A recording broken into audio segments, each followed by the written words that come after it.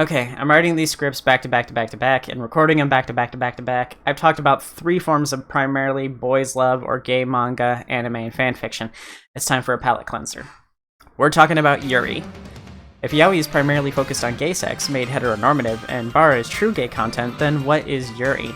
Yuri is lesbian content made for girls initially, but later on spread and became almost synonymous with anime itself, through its use in subplots and side stories. Most notably is Sailor Moon. In the English version, Neptune and Uranus were made to be cousins, but in actuality, they're a couple. And if you've ever played a Senran Kagura game, they're almost entirely Yuri. Senran Kagura is like Dick Fight Island, but for Yuri. It's made for guys, but it definitely has a lot of lesbian relationships and experimentation. How this differs from bara, other than the obvious ways of it not involving guys, is that it centers around middle school and high school girls. How it differs from yaoi is that it's not made for specifically one demographic. Yuri is also rarely pornographic, which is a pretty stark contrast to yaoi, where it can happen as often as the climax of each manga or every couple of pages like Dick Fight Island. Lastly, this content centers around the high school years because this is when it's considered to be normal or for girls to experiment or to begin to be curious about other girls. So in Japan, Yuri is treated as a phase, which, if you know even a little bit about LGBT people, it's rare for it to be just experimentation.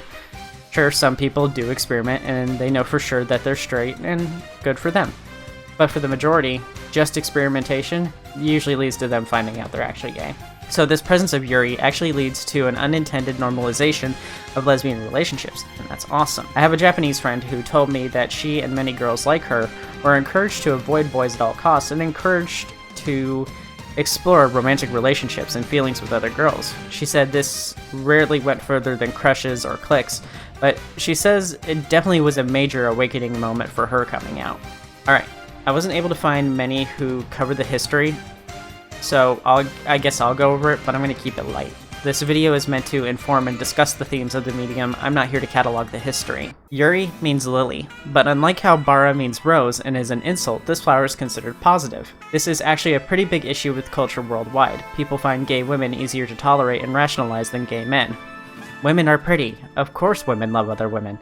And thoughts like that, as well as the obvious fetishizing of them by some straight men. Yuri also goes by shoujo ai. If you remember the last video, shoujo means girls manga. This genre explores platonic relationships between women and is often safe for work. Like bara, Yuri got its start in the 70s and really took off in the 90s and hit mainstream with the publication of the manga Yuri Shimai and Yuri Hime in the early 2000s. Yuri Hime also has a companion magazine called Yuri Hime S, with manga that are more appealing to men. They're supposed to be, at least. Shimai means sisters, and Hime means princess. So, lesbian sisters and lesbian princess. Excellent names, to be honest. Nowadays, Yuri persists, and it explores newer genres like sci-fi and isekai. Enough history. I've talked about how Yuri differs from bara and yaoi, but it does have some stuff in common with it. Of course, it has a heavy focus on romance and characters growing and learning what it means to love and what it means to love someone of the same gender.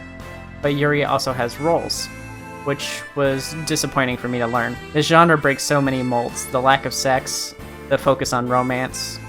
Why can't they focus on the individual personalities of the characters rather than lumping them into boxes? There are a couple categories. One is called Crimson Rose and Candy.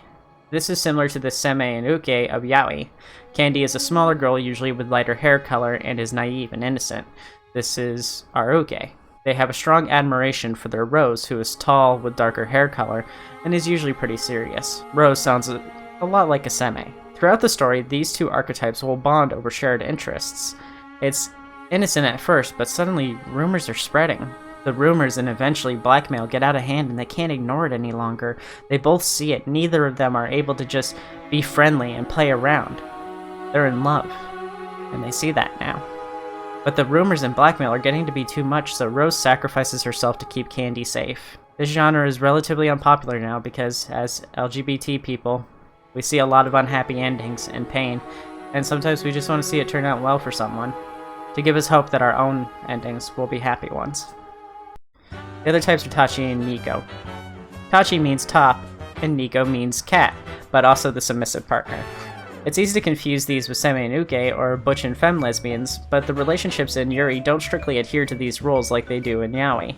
They're more like extroverted versus introverted personalities. So if Yuri doesn't have a target demographic, what are the readers of Yuri like? According to the magazines, it's not like they expected.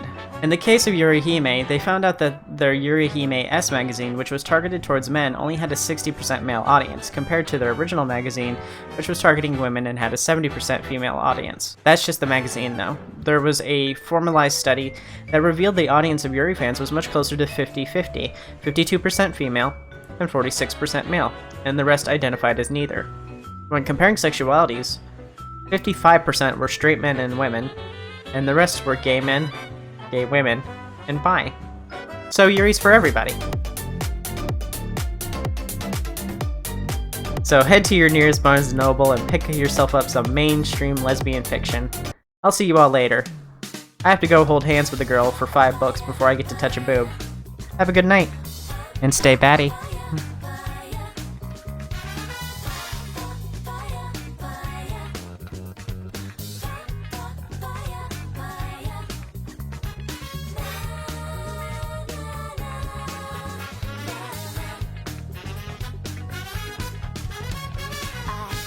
My